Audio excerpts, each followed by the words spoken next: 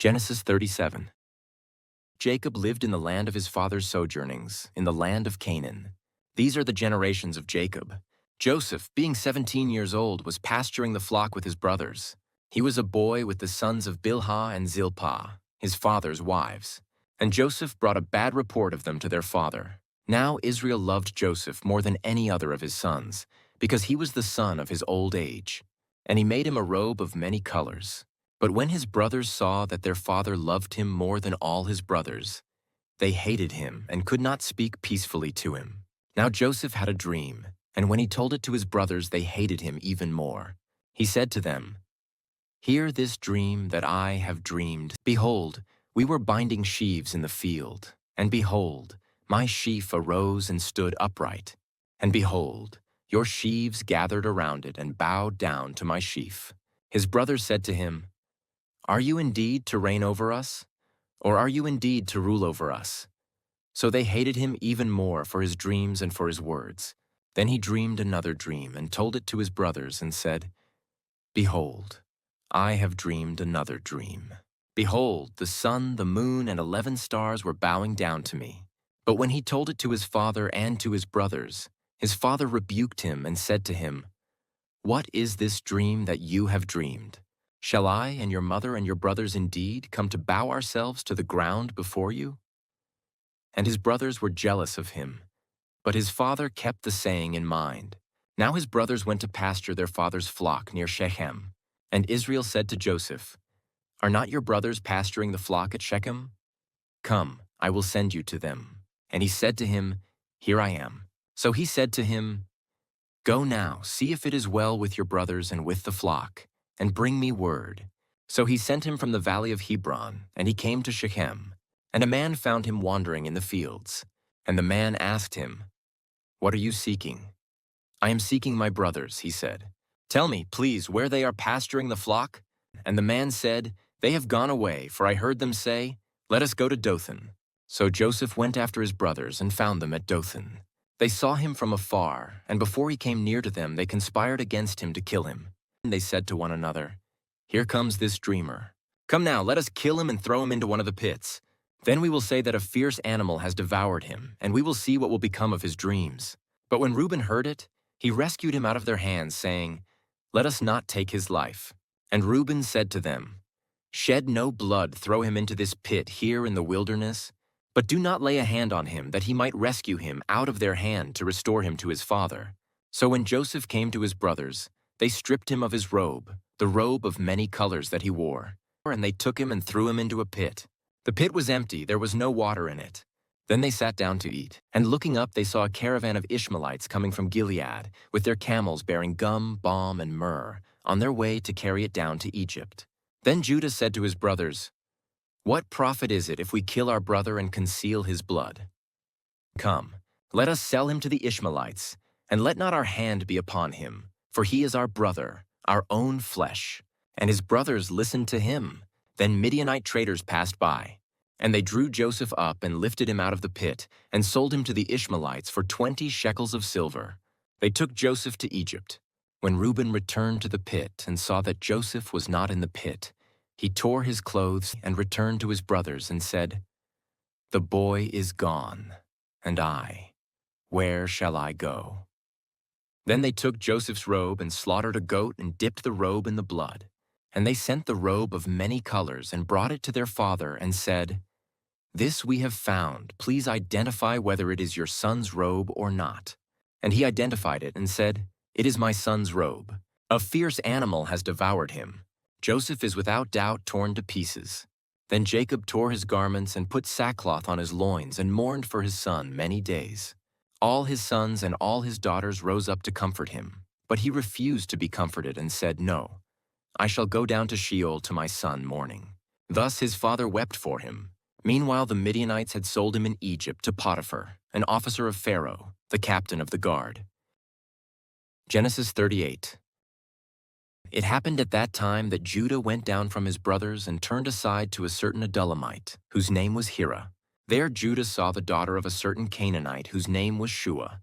He took her and went into her, and she conceived and bore a son, and he called his name Er. She conceived again and bore a son, and she called his name Onan. Yet again she bore a son, and she called his name Shelah. Judah was in Chezib when she bore him. And Judah took a wife for his firstborn, and her name was Tamar. But Judah's firstborn, was wicked in the sight of the Lord, and the Lord put him to death. Then Judah said to Onan, "Go into your brother's wife, and perform the duty of a brother-in-law to her, and raise up offspring for your brother." But Onan knew that the offspring would not be his. So whenever he went into his brother's wife, he would waste the semen on the ground, so as not to give offspring to his brother. And what he did was wicked in the sight of the Lord, and he put him to death also.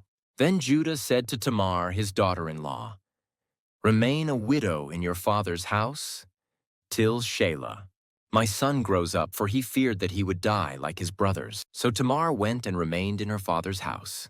In the course of time, the wife of Judah, Shua's daughter, died. When Judah was comforted, he went up to Timnah to his sheep shearers, he and his friend Hira the Adullamite. And when Tamar was told, "Your father-in-law is going up to Timnah to shear his sheep," she took off her widow's garments and covered herself with a veil, wrapping herself up, and sat at the entrance to Enaim, which is on the road to Timnah. For she saw that Shelah was grown up, and she had not been given to him in marriage. When Judah saw her, he thought she was a prostitute, for she had covered her face. He turned to her at the roadside and said, "Come, let me come in to you," for he did not know that she was his daughter-in-law. She said, "What will you give me that you may come in to me?" He answered, "I will send you a young goat from the flock." And she said, "If you give me a pledge until you send it." He said, "What pledge shall I give you?" She replied, "Your signet and your cord and your staff that is in your hand." So he gave them to her and went in to her, and she conceived by him. Then she arose and went away, and taking off her veil, she put on the garments of her widowhood. When Judah sent the young goat by his friend the Adullamite to take back the pledge from the woman's hand, he did not find her. And he asked the men of the place, "Where is the cult prostitute who was at Enaim at the roadside?"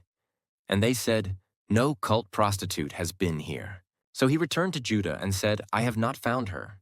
Also the men of the place said, "No cult prostitute has been here." And Judah replied, "Let her keep the things as her own, or we shall be laughed at. You see, I sent this young goat, and you did not find her." About 3 months later, Judah was told, "Tamar, your daughter-in-law, has been immoral. Moreover, she is pregnant by immorality." And Judah said, "Bring her out, and let her be burned." As she was being brought out, she sent word to her father-in-law, "By the man to whom these belong, I am pregnant." And she said, "Please identify whose these are, the signet and the cord and the staff." Then Judah identified them and said, "She is more righteous than I, since I did not give her to my son Shelah." And he did not know her again. When the time of her labor came, there were twins in her womb. And when she was in labor, one put out a hand, and the midwife took and tied a scarlet thread on his hand, saying, "This one came out first."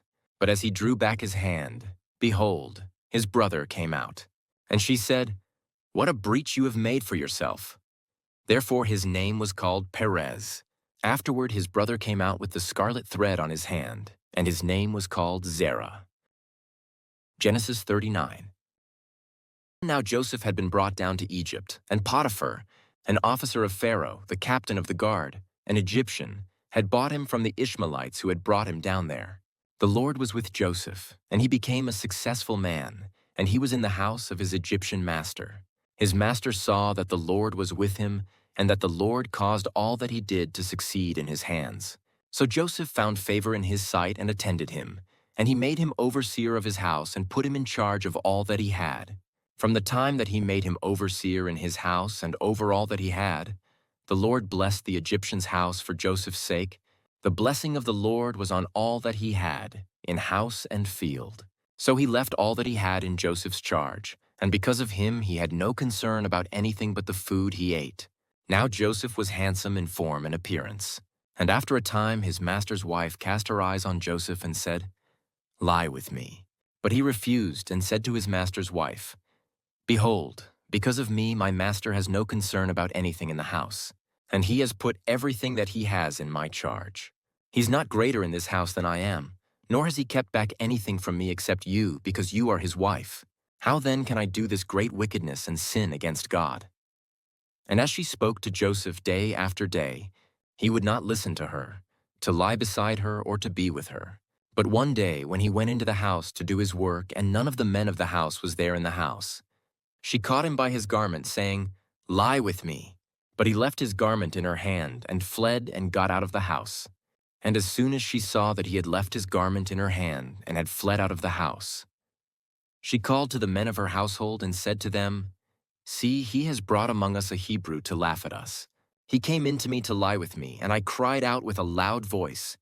And as soon as he heard that I lifted up my voice and cried out, he left his garment beside me and fled and got out of the house."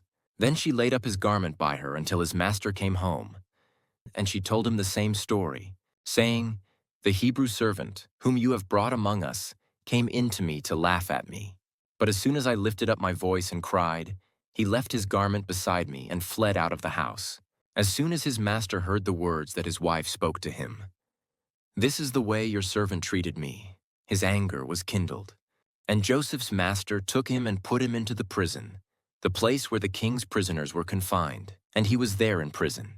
But the Lord was with Joseph and showed him steadfast love and gave him favor in the sight of the keeper of the prison. And the keeper of the prison put Joseph in charge of all the prisoners who were in the prison.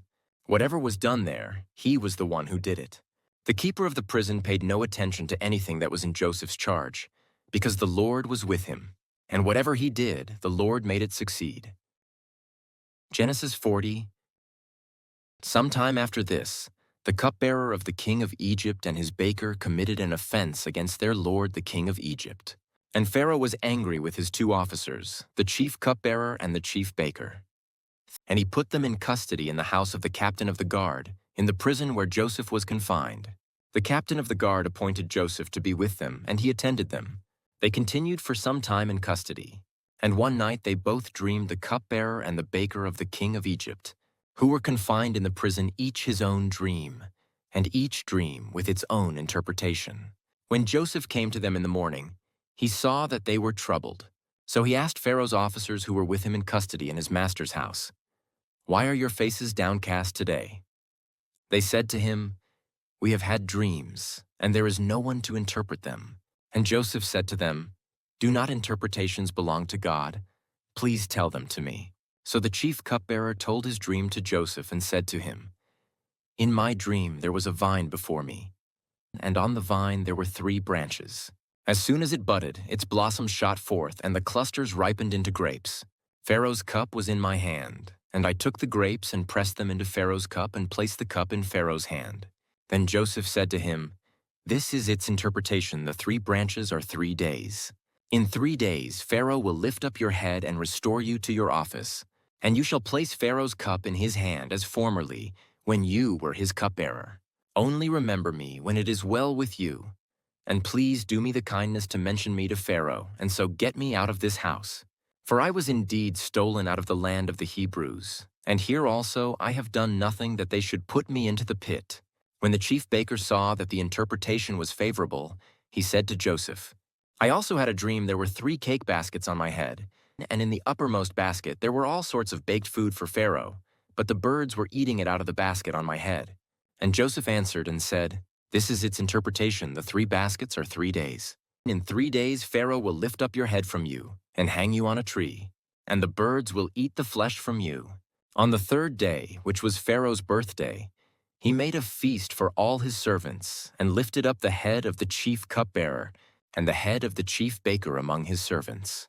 He restored the chief cupbearer to his position, and he placed the cup in Pharaoh's hand.